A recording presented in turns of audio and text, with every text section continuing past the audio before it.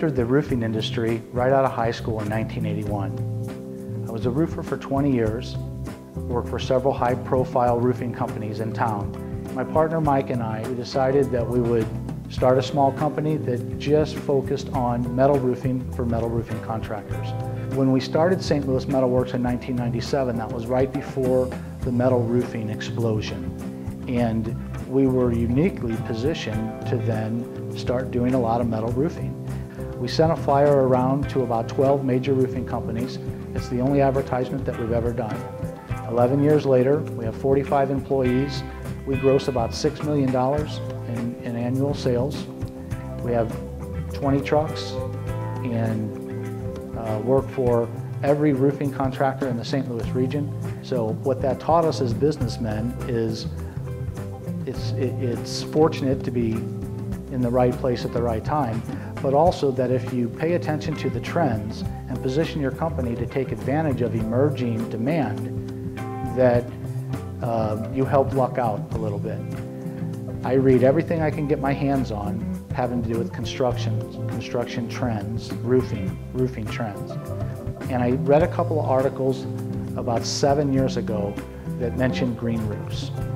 To have a roof that you actually wanted water to stay on and that you wanted to grow plants on just wasn't natural for a roofer of 30 years. I know that there's no such thing as a roof that never leaks. If you put 12 inches of soil on a roof and it has a roof leak, what do you do then? This nagged at me, and I started to think about, well, what if you could containerize it, compartmentalize it into small individual units that you could move out of the way if you had to. And I thought, well, this could be the next big thing to hit the roofing industry. So I started to learn as much as I could about both green roofs, but also just green building in general.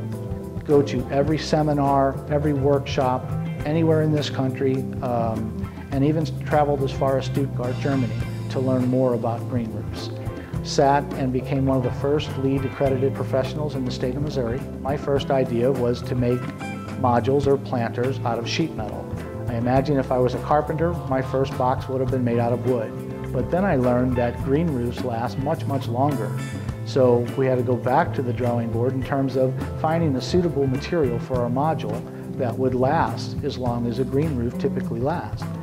We picked anodized aluminum and developed a module that we feel will last 100 years.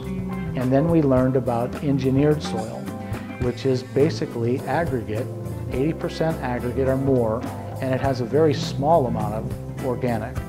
And that gave us our lightweight and sustainable soil. We work continually to expand our plant palette.